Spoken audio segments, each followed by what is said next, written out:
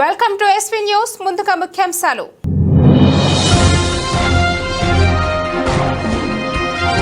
రేవంత్ రెడ్డి సర్కార్ నడుపుతున్నావా, సర్కస్ నడుపుతున్నావా? కానీ బీఆర్ఎస్ ప్రభుత్వం చేసిన అప్పులు 4,17,000 కోట్లు మాత్రమే. కేటీఆర్.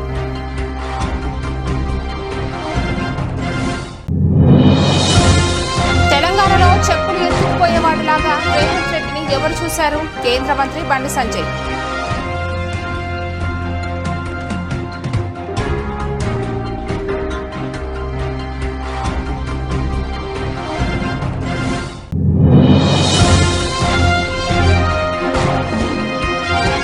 రోడ్డు పక్కన వ్యాపారం చేసుకుంటూ బతుకుతున్న వారిపై కాంగ్రెస్ ఎమ్మెల్యే నాయని రాజేందర్ రెడ్డి అనుచరుల దౌర్జన్యం.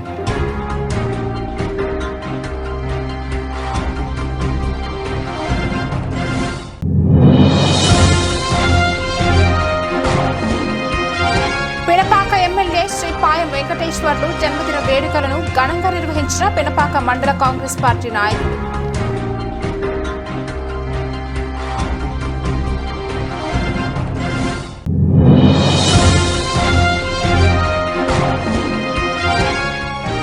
భగత్ సింగ్ ఆశయాలను కొనసాగించాలి.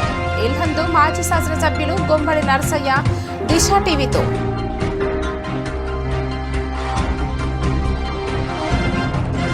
రేవంత్ రెడ్డి సర్కార్ నడుపుతున్నావా, సర్కస్ నడుపుతున్నావా? రేవంత్ రెడ్డి ప్రమాణ స్వీకారం చేసిన రోజు బీఆర్ఎస్ ప్రభుత్వం 6 లక్షల కోట్లు అప్పు చేశారు అని అన్నాడు. నిన్న 829 లక్షల కోట్లు అని చెబుతున్నాడు. పూటకో లెక్క మాట్లాడుతూ సంఖ్య పెంచుతున్నాడు. కానీ బీఆర్ఎస్ ప్రభుత్వం చేసిన అసలు అప్పు 4,17,000 కోట్లు మాత్రమే. అధికారంలోకి వచ్చిన మొదటి 2 వారాల్లోనే శ్వేతపత్రం అనే అబద్ధాల జాతర మొదలుపెట్టినారు. మొదలుపెట్టుడు 6 లక్షల కోట్లు అప్పు అయిందని మొదలు పెడతాడు. ఇవాళ ముఖ్యమంత్రి గారు మరి ఎన్నిసార్లు మారుస్తారో ఆ అంకె కూడా మాకు కూడా అర్థమవుతలేదు.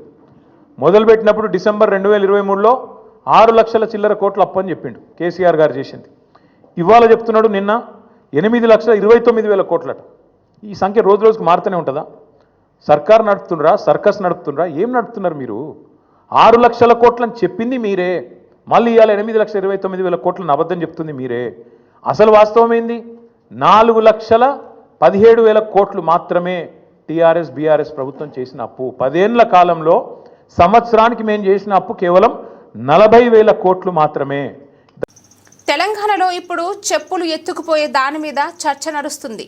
చెప్పులు ఎత్తుకుపోవడం కాంగ్రెస్ పార్టీ కల్చర్ కావచ్చు. చెప్పులు ఎత్తుకుపోయేవాడులాగా రేవంత్ రెడ్డిని ఎవరు చూశారు? కేంద్ర మంత్రి బండి సంజయ్. ఈయన పోతానంట చెప్పులు ఎత్తుకపోయేలాగా చూస్తున్నాడు. ఈ చెప్పులు ఎత్తుకపోవడం అర్థం కాదు, నాకైతే అర్థం కాదు. ఇది కాంగ్రెస్ కల్చర్ గా వచ్చింది.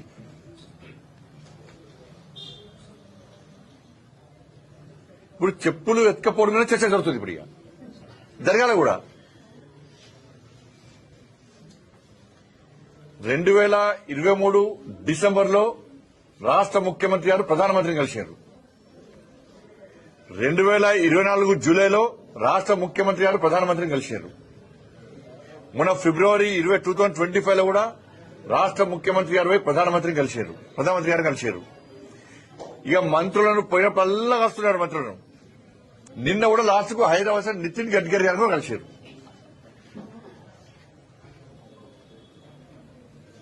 ఎప్పుడు మీకు అపాయింట్మెంట్ ఇవ్వలే, ఎప్పుడు మీతో మాట్లాడలేదు. చెప్పులు ఎత్తుకపోయేటోళ్ళక ఎప్పుడు చూసారు, ఎవరు చూసారు? రోడ్డు పక్కన వ్యాపారం చేసుకుంటూ బతుకుతున్న వారిపై కాంగ్రెస్ ఎమ్మెల్యే నాయని రాజేందర్ రెడ్డి అనుచరులు దౌర్జన్యం. హన్మకొండ జిల్లా కేంద్రంలోని పబ్లిక్ గార్డెన్ వద్ద 20 ఏళ్లుగా రోడ్డు పక్కన వ్యాపారం చేసుకుంటూ బ్రతుకుతున్న చిరు వ్యాపారిపై కాంగ్రెస్ ఎమ్మెల్యే నాయని రాజేందర్ రెడ్డి అనుచరుడు రమేష్ దాడి. ఆ చోటు ఖాళీ చేయాలని తన మనిషి షాప్ పెట్టుకుంటాడని దాడి చేసిన రమేష్ అడ్డు వచ్చిన చిరు వ్యాపారి భార్యను మహిళ అని కూడా చూడకుండా మేము ఎమ్మెల్యే మనుషులం, ఎమ్మెల్యే పిఏ కిరణ్ కు మొత్తం తెలుసు అంటూ బూతులు తిట్టిన రమేష్ కాంగ్రెస్ ప్రభుత్వం వచ్చాక ఎమ్మెల్యే అనుచరులు ఇబ్బందులు పెడుతున్నారని బాధితుల ఆవేదన. ఆలస్యంగా వెలుగులోకి వచ్చిన ఘటన.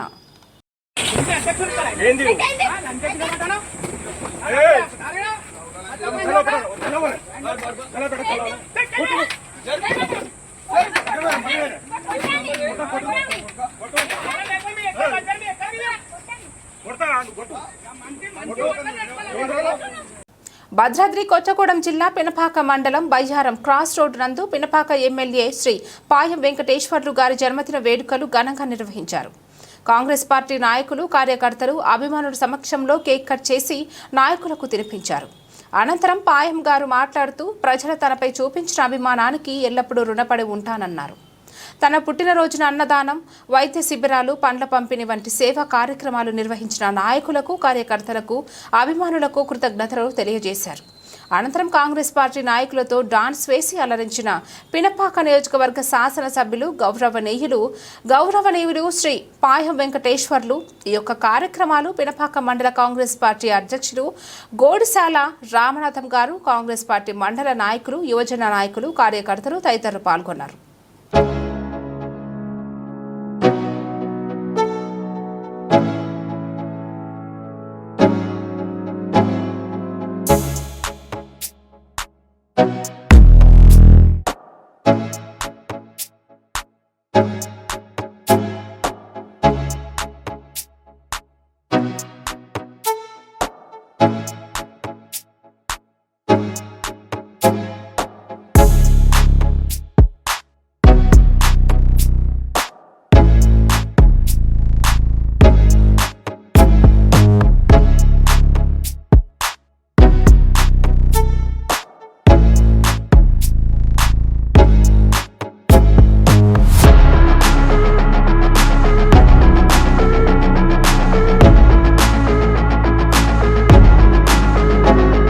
నారాయణపేట జిల్లా భక్త నియోజకవర్గ కేంద్రంలో ఈరోజు కామ్రేడ్ షహీద్ భగత్ సింగ్ విగ్రహావిష్కరణ బహిరంగ సభలో ముఖ్య అతిథిగా భగత్ సింగ్ మేనల్లుడు జగన్మోహన్ సింగ్, ఎల్లెందు మాజీ శాసన సభ్యులు గుమ్మడి నర్సయ్య భగత్ సింగ్ విగ్రహావిష్కరణ ఆవిష్కరించారు.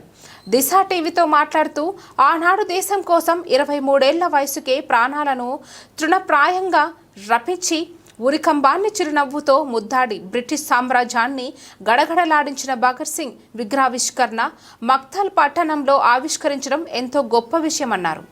ఆనాడు తెల్లదొరలు పోయి నల్లతల దొరలు వచ్చారన్నట్టుగా నేటి పాలకులు పాలన సాగిస్తున్నారు. యువతను కులమతం, వ్యసనాల వైపు మళ్లిస్తూ దేశం కోసం కాకుండా వ్యాపార స్వార్థ రాజకీయాల కోసం యువతను మళ్లిస్తున్నారని మండిపడ్డారు. నేటి యువత దేశ స్వతంత్ర కోసం ప్రాణాలర్పించిన భగత్ సింగ్, చంద్రశేఖర్ రాజ్, గురు సుఖ్దేవ్ లాంటి దేశ భక్తులను ఆదర్శంగా తీసుకొని యువత నేటి ప్రజా వ్యతిరేక విధానాలకు వ్యతిరేకంగా పోరాడాలని పిలుపునిచ్చారు. ఈరోజు మక్తల్లో భగత్ సింగ్ విగ్రహ ప్రతిష్ఠ జరిగింది. దానికి ఈ జిల్లా సిపిఐఎంఎల్ మాస్ లైన్ నాయకత్వం ఈ కార్యక్రమాన్ని నిర్వహిస్తూ నన్ను ఆహ్వానించడం జరిగింది. నేను ఇక్కడికి ఆ సందర్భంగా రావటం ఇలా భగత్ సింగ్ ఆశయం ఏదో దాన్ని పూరించాల్సినటువంటి అవసరం. ఆనాడు బ్రిటిష్ వాడిని వెళ్ళిపోవాలని జరిగిన పోరాటానికి నాయకత్వం వహించాడు.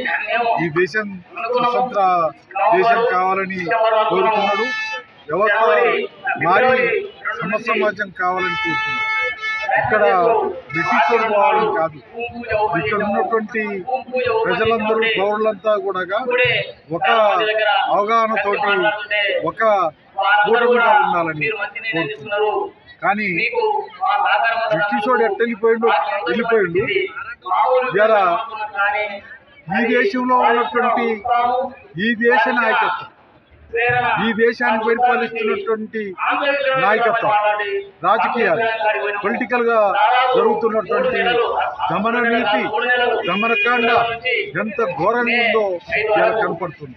అందుకనే ఇవాళ భగత్ సింగ్ స్ఫూర్తితోటి బ్రిటిష్ వాడు వెళ్ళిపోవాలని సాగించినటువంటి ఉద్యమ నేపథ్యంలో ఆ బ్రిటిష్ వాడు వెళ్ళిపోవాలని, బ్రిటిష్ వాడిని ఎల్లగొట్టడానికి సాగిన పోరాటానికి తను సబ్మిట్ అయ్యాడు.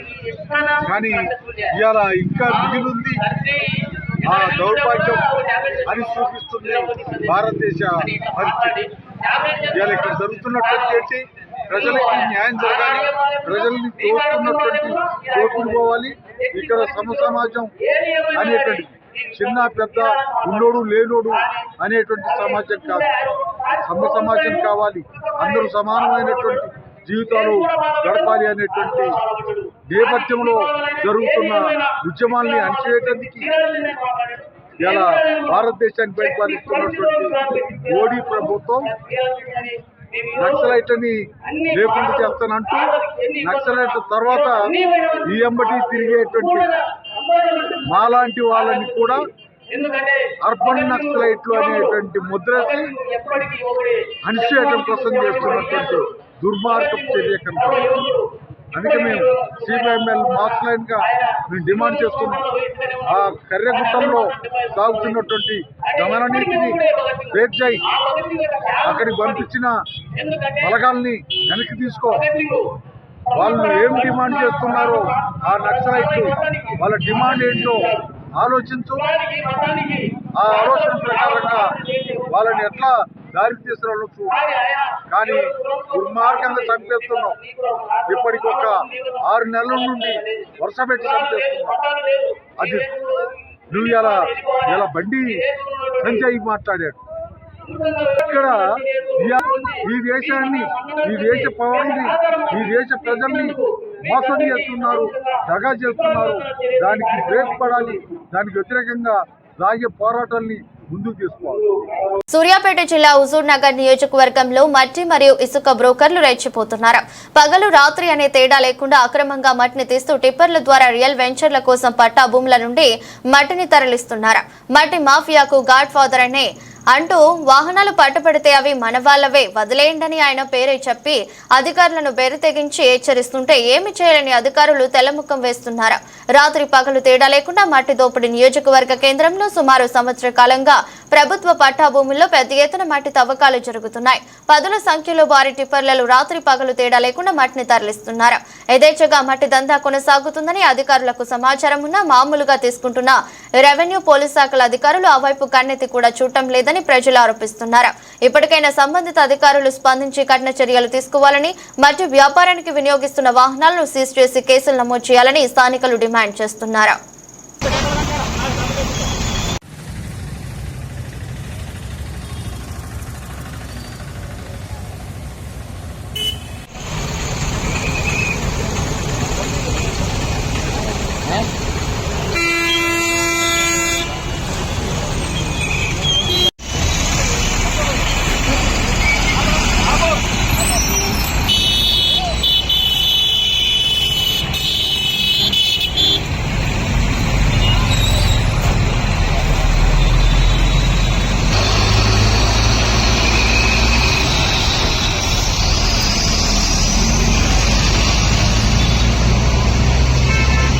యాదాద్రి భువనగిరి జిల్లా భువనగిరి సికింద్రాబాద్ జోన్ లో పలు కేసుల్లో పట్టుకున్న గంజాయిని drug disposal committee chairman railway SP Chandana Deepti సమక్షంలో భువనగిరి మండలం తూకాపూర్లోని రోమా ఇండస్ట్రీస్ లో ధ్వంసం చేశారు. కేసు వివరాలను ఆమె వెల్లడించారు.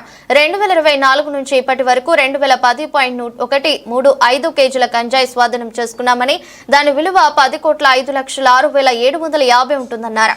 మొత్తం 74 కేసుల్లో గంజాయిని పట్టుకున్నట్లు తెలిపారు.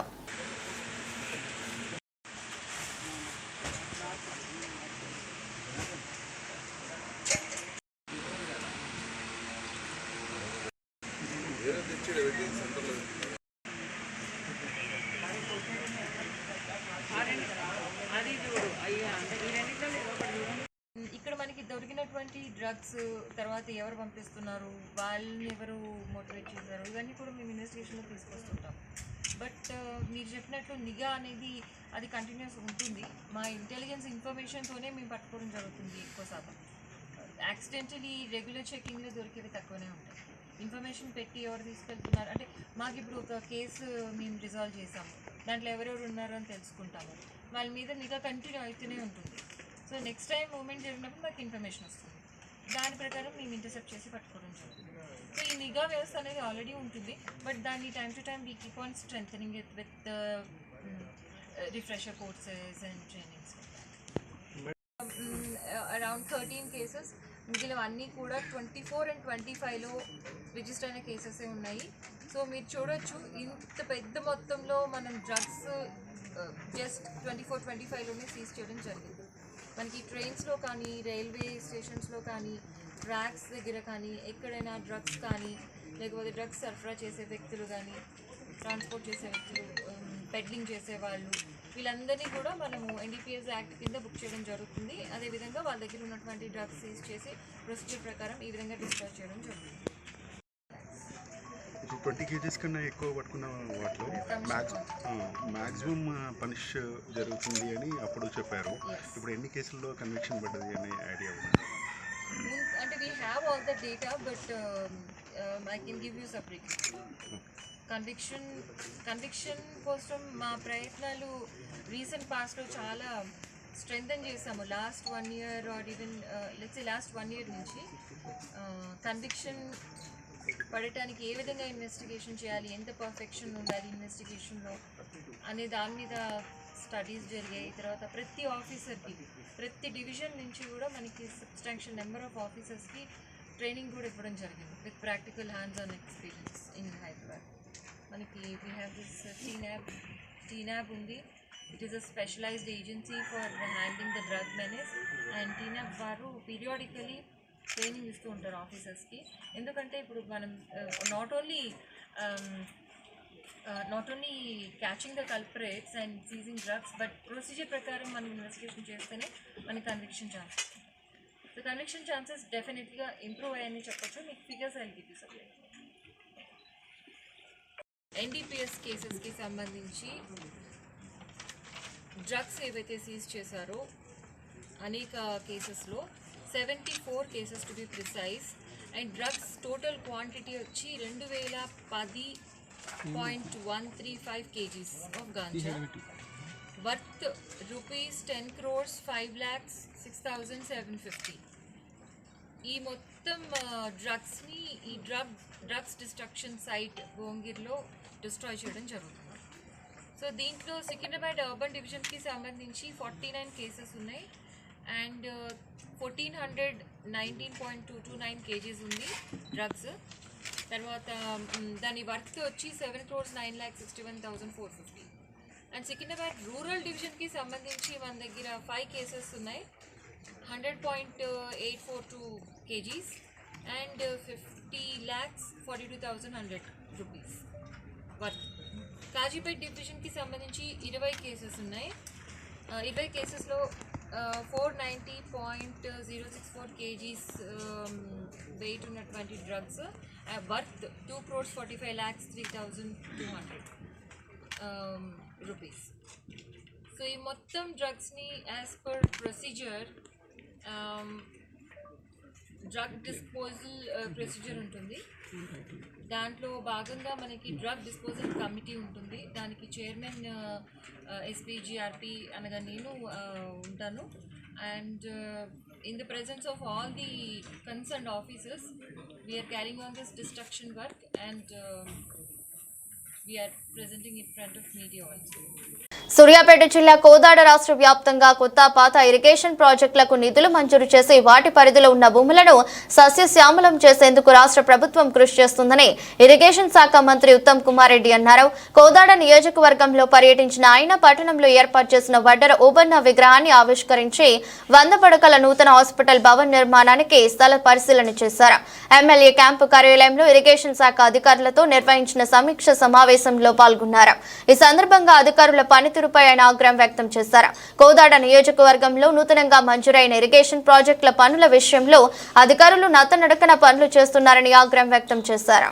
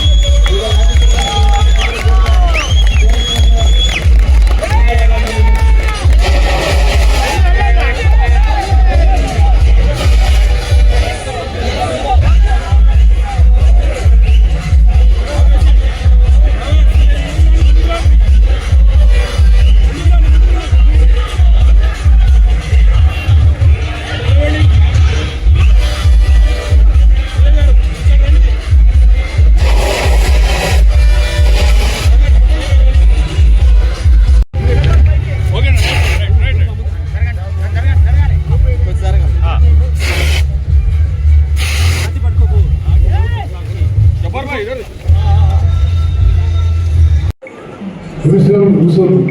నేను చేపల నేను చెప్తున్నాను.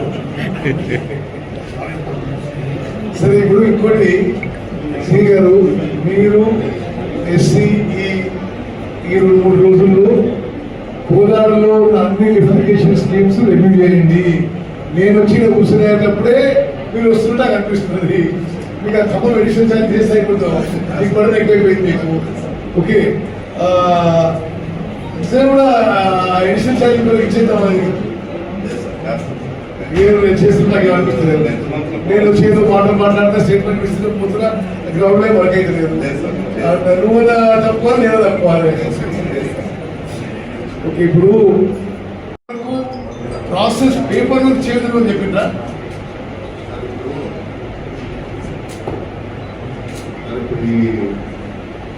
ఈ ల్యాండింగ్ ఇష్యూస్ కూడా కాంట్రాక్టర్ గారు ఆర్టీఓ గారు ఫ్రెండ్స్తో ఫాలో చేశారు సార్. వాళ్ళు ఎక్స్ప్రెషన్ యాక్సెప్ట్ ఇచ్చారు. నేను మాట్లాడితే యాక్సెప్ట్ ఇచ్చారు. కాంట్రాక్టర్ గారు ఈ రోజు పోస్ట్ స్టార్ట్ చేస్తారు సార్. నేను హనుమంతరావు చెప్తున్నా, నువ్వు కూడా సీరియస్ వర్క్ చేస్తే చెయ్యి సార్. 1 month అయింది సార్, మిషనరీ మొబిలైజ్ చేశాను. లాస్ట్ టైం ఆర్టీఓ గారు మీటింగ్ అయినప్పుడు ఆర్టీఓ గారు ప్రామిస్ చేశాను. నాకు వదిలేసేయండి. మీరు ఇప్పుడు ల్యాండ్ అక్విజిషన్ ప్రాసెస్ చేయకుండా ఆర్డర్ తర్వాత మన రెవెన్యూ పెడితే అదే పని చెప్తున్నాము. గవర్నమెంట్ పైసలు ఇచ్చేది నా బాధ్యత కదా. 6 నెలల కింద మనం ఏదైతే రెవెన్యూ ఇస్తున్నామో అదే మాట్లాడుతున్నాం. మనం ఇప్పుడు what is the process correct? Why is it not being done? Sir, రెడ్లకు ఉంటుంది సార్. 3.39 acres రిక్వెస్ట్ ధర్మతేజ పనిచేస్తున్నా లేదా? ఎన్ని పడుతుంది? లాస్ట్ రివ్యూషన్ అయింది. What is this? ప్రతిసారి కూర్చొని చేస్తున్నట్టు నటిస్తూ నేను ఇది పోయినట్టు అది రోడ్డు మీద పని లేకుండా ఇది కూడా యాక్సెప్టబుల్ టు మీ. రవిబాబు గారు, ఎన్ని రోజులు ఉంది ఇది? What is sanction date? తెలివి శాంక్షన్ డేట్ ఇది అగ్రిమెంట్ ఎప్పుడైనా చెప్పండి. అదే ల్యాండ్ అక్విజిషన్ కి రిక్విజిషన్ ఇవ్వడానికి పంట ఇవ్వడానికి ఏమయ్యా? మీరు ల్యాండ్ అక్విజిషన్ ప్రాసెస్ చేయవచ్చు కదా. ఈ ఎవరు రామకిషోర్ ముందు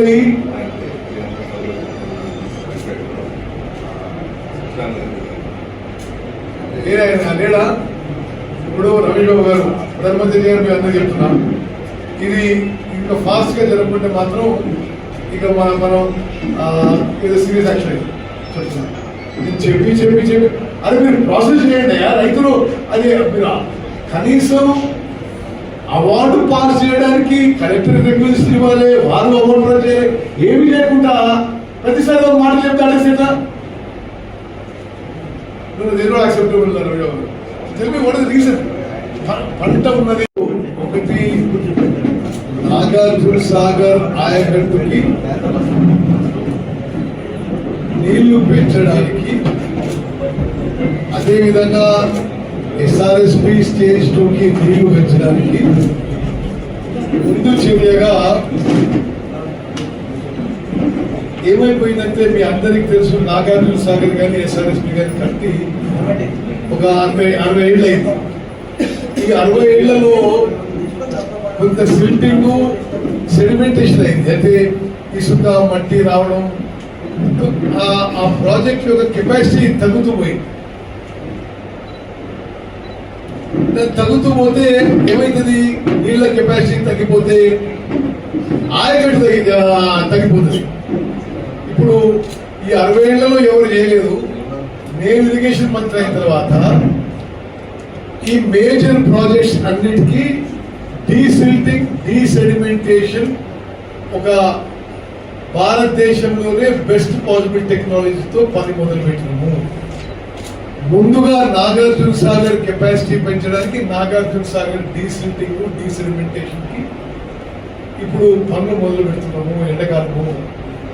అదేవిధంగా శ్రీరామ్ సాగర్ ప్రాజెక్టు ఏదైతే ఎస్ఆర్ఎస్పి స్టేజ్ 2 నీళ్లు రావాలో వాళ్ళకి సరిపోకుండా మనకి ఇవ్వరు కదా.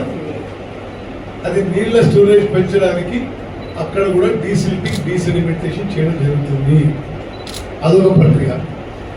రెండోది మనకి నీళ్లు పెరగడానికి ఖమ్మంలో సీతారాం సాగర్ ప్రాజెక్టు వేగవంతం చేసే ప్రయత్నం చేస్తున్నాం. ఆ విధంగా గోదావరి జలాలు పాలేరుకు తీసుకొచ్చి పాలేరు నుంచి కొన్ని నీళ్లు మనం వాడుకోవడానికి. అయితే ఇప్పుడు శ్రీగారు అన్నట్టుగా పని అయిపోయిందని ఏం లేదు, ప్రయత్నం జరుగుతుంది అంతే. ఒకటేమో గోదావరి జలాలు సీతారాం సాగర్ ప్రాజెక్టు ద్వారా పాలేరు తీసుకొస్తే ఆ నుంచి మనం కొంత మోతే లిఫ్ట్ చేసుకొని, రెండేది మున్నేరు వాగు నుంచి కూడా పాలేరుకి నీళ్లు తీసుకొస్తున్నాము. అంటే పాలేరు రిజర్వాయర్కి అన్ని విధాలుగా 3 విధాలుగా వాటర్ పెరిగేటట్టు. ఎట్లా? ఒకటి సీతారాం సాగర్, 2 మున్నేరు లింకు, 3 నాగార్జున సాగర్ డీసెలిమెంటేషన్ చేసి, ఓకే, ఈ 3 విధాలుగా పాలేరులో నీళ్లు ఇంకా గట్టిగా ఉండేటట్టు, ఇంకా ఎక్కువ ఉండేటట్టు ముందస్తు చర్యలు తీసుకొని, ఆ తర్వాత దాంట్లో కొద్దిగా నీళ్లు మనం పక్కనే ఉన్న మోతే మండలానికి ఉపయోగించే ప్రయత్నం చేస్తున్నాం. మరి ఆయన సంతోష్ రెడ్డి చెప్తే ఆయన ఎవరు చెప్పలేదు, ఎవరు రాలేదు, సూర్యాపేట జిల్లాలో వాటర్ అవైలబిలిటీ పెంచడానికి, సూర్యాపేట జిల్లాలో ఉమ్మడి నల్గొండ జిల్లాలో వాటర్ అవైలబిలిటీ పెంచడానికి నాగార్జున సాగర్ ప్రాజెక్టు ఎస్ఆర్ఎస్పి 6 దశాబ్దాల నుంచి డీసెలిమెంటేషన్ చేయలేదు. అంటే ఇసుక మట్టి కూరుకుపోయి ఆ రిజర్వాయర్స్, ఆ ప్రాజెక్ట్స్ కెపాసిటీ 25-30% తగ్గింది. అందుకోసమే ఏదైతే డిజైన్డ్ ఆయకట్టు ఉందో ఆ డిజైన్డ్ ఆయకట్టుకి పూర్తిగా నీళ్లు రావడం లేదు. ఎస్ఆర్ఎస్పి స్టేజ్ 2కి రావడం లేదు, ఎన్ఎస్పి టేల్ అండ్ ఏరియాస్కి రావడం లేదు. ఆ వాటర్ అవైలబిలిటీ పెంచడానికి ఒకటేమో ఆల్ మేజర్ ప్రాజెక్ట్స్లో డీసెలిమెంటేషన్ కార్యక్రమం ఒక జాతీయ ప్రోగ్రాం కింద చేపట్టడం జరిగింది. దాని ద్వారా ఎన్ఎస్పి టేల్ అండ్ ఏరియాస్కి, ఎస్ఆర్ఎస్పి స్టేజ్ 2 టేల్ అండ్ ఏరియాస్కి నీళ్లు తీసుకొచ్చే ప్రయత్నం ఇది. అదేవిధంగా పాలేరు రిజర్వాయర్ కూడా నీళ్లు పెంచాలనే ఒక దృఢ సంకల్పంతో ముందుకు పోతున్నాము. సీతారాం సాగర్ ప్రాజెక్టుకి గోదావరి జలాల నుంచి 67 టీఎంసీలు కేటాయింపు చేసినాము. మున్నేరు నుంచి గ్రావిటీ ద్వారా ఒక 10 టీఎంసీ పాలేరు తీసుకొస్తున్నాము. అదేవిధంగా ఎన్ఎస్పి నుంచి కూడా పాలేరుకి ఎక్కువ నీళ్ళు వచ్చే విధంగా ప్రయత్నం చేస్తున్నాము. పాలేరుకి ఎక్కువ నీళ్ళు తీసుకొచ్చి అందులో కొంత భాగము మేము మోతే మండలానికి ఒక చిన్న లిఫ్ట్ పెట్టే ప్రయత్నం జరుగుతుంది. దాని భాగంగా ఈరోజు రివ్యూ మీటింగు. ఉమ్మడి ఖమ్మం, ఉమ్మడి నల్గొండ జిల్లాల్లో ఇప్పుడు ఎగ్జిస్టింగ్ ప్రాజెక్ట్ నుంచి టేల్ అండ్ ఏరియాస్కి ఏ విధంగా నీళ్ళు ఇవ్వాలనే ఒక ఆలోచనతో మేము ముందుకు పోతున్నాం.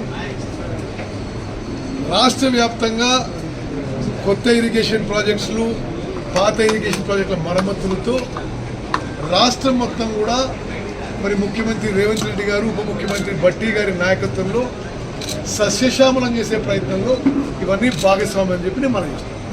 దేవరకొండ పట్టణంలోని శ్రీ మధ్విరాట్ పోతులూరి వీర బ్రహ్మేంద్ర స్వామి దేవాలయంలో 12వ వార్షికోత్సవం బ్రహ్మం గారి ఆరాధన బ్రహ్మోత్సవాలు ఘనంగా వైభవంగా జరిగాయి.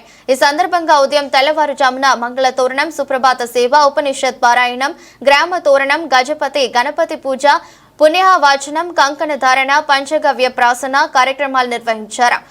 సాయంత్రం 6 గంటలకు గణపతి పూజ, అంకురారోపణ నిర్వహించి తీర్థ ప్రసాదాలు అందించారు. కార్యక్రమంలో గౌరవ అధ్యక్షులు చేపూరి జగన్చారి, అధ్యక్షులు చొల్లేటి భాస్కరాచారి, ప్రధాన కార్యదర్శి శ్రీరామోజు శ్రీనివాసాచారి, కోశాధికారి మహేశ్వరం వేణుగోపాలాచారి, కమిటీ సభ్యులు, భక్తులు పాల్గొన్నారు.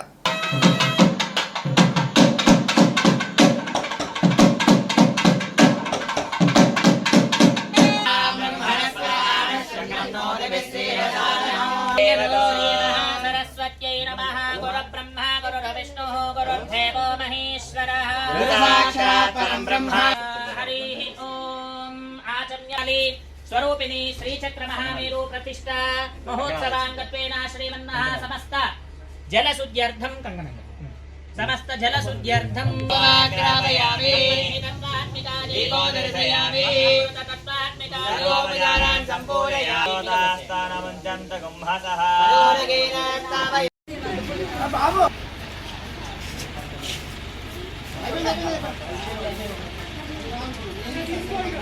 ताम्बूलमुद्रिकासनमण्डलो यज्ञोपवीतवासोदरी आराध्यत्वेन त्वामहं पुरोमि रुदोषि करिष्यामि वः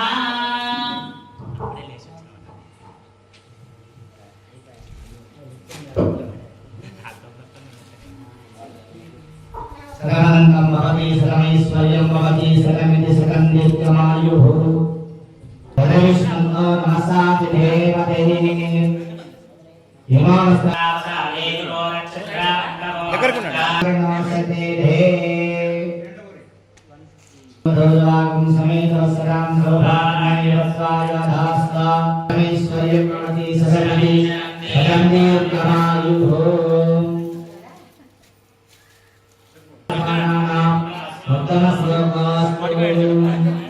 शतमन्तं भवति शतमैश्वर्यं भवति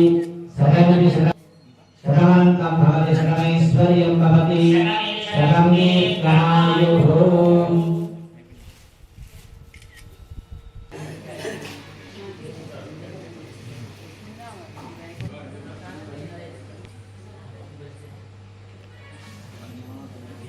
शतमन्तं भवति शतमैश्वर्यं भवति शतमिति शतं दीर्घमायुः शतमन्तं भवति शतमैश्वर्यं भवति शतमिति शतं దేవరకొండ పట్టణంలోని శ్రీ మధ్విరాట్ పోతులూరి వీర బ్రహ్మేంద్ర స్వామి దేవాలయంలో 12వ వార్షిక బ్రహ్మంగారి ఆరాధన బ్రహ్మోత్సవాల్లో భాగంగా మంగళవారం ఉదయం 5 గంటలకు సుప్రభాత సేవ, వేద పఠనం, గణపతి పూజ, చండీ హోమం, హారతి, మహామంత్ర పుష్పం నిర్వహించి తీర్థ ప్రసాదాలు అందించారు.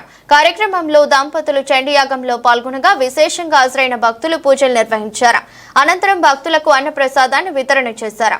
కార్యక్రమంలో గౌరవ అధ్యక్షులు చేపూరి జగన్చారి, అధ్యక్షులు చొల్లేటి భాస్కరాచారి, ప్రధాన కార్యదర్శి రామోజు శ్రీనివాసాచారి, కోశాధికారి మహేశ్వరం వేణుగోపాలాచారి, జిల్లా నాయకులు చేపూరి భీష్మాచారి, రాఘవాచారి, ఉత్సవ కమిటీ గన్నోజు సంతోష్చారి, శ్రీరామదాసు వరుణ్ తేజ్చారి, వింజమూరు ప్రవీణ్చారి, మల్లోజు ఆంజనేయులుచారి, కాసోజు లక్ష్మణాచారి, ఎన్ఎన్చారి, కమిటీ సభ్యులు, భక్తులు తదితరులు పాల్గొన్నారు.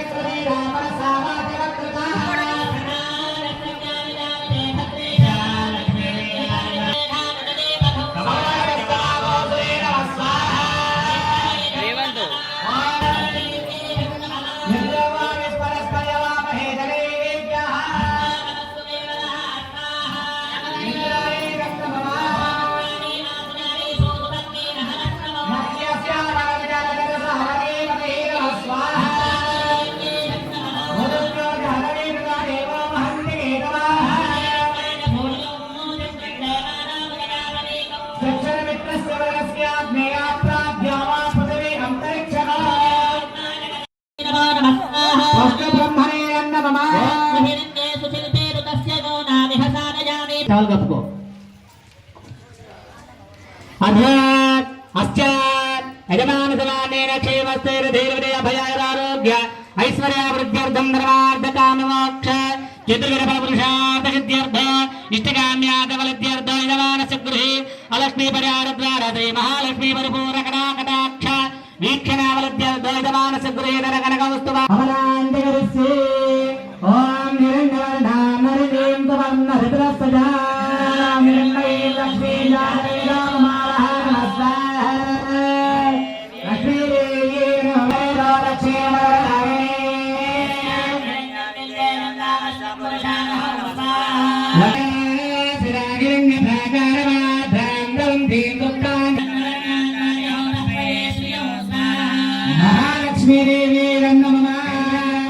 వార్తలు ముగించే ముందు మరోసారి ముఖ్యాంశాలు.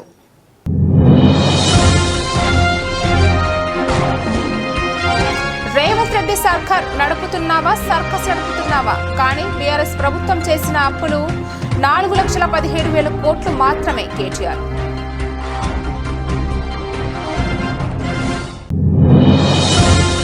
తెలంగాణలో చెప్పులు ఎత్తుకుపోయేవాడిలాగా రేవంత్ రెడ్డిని ఎవరు చూశారు? కేంద్ర మంత్రి బండి సంజయ్.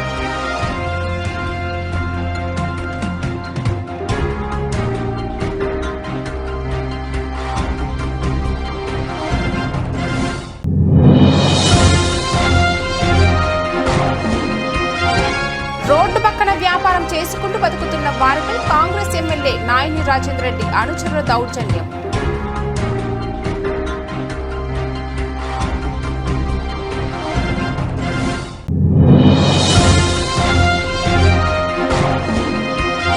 పినపాక ఎమ్మెల్యే శ్రీ పాయం వెంకటేశ్వర్లు జన్మదిన వేడుకలను ఘనంగా నిర్వహించిన పినపాక మండల కాంగ్రెస్ పార్టీ నాయకులు.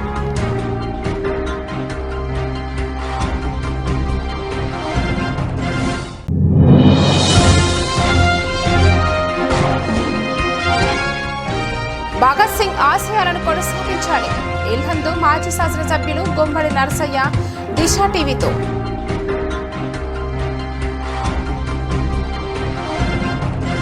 ఈ వార్తలకు ఇంతటితో సమాప్తం. తిరిగి రేపటి వార్తల్లో మళ్ళీ కలుద్దాం. అంతవరకు సెలవు.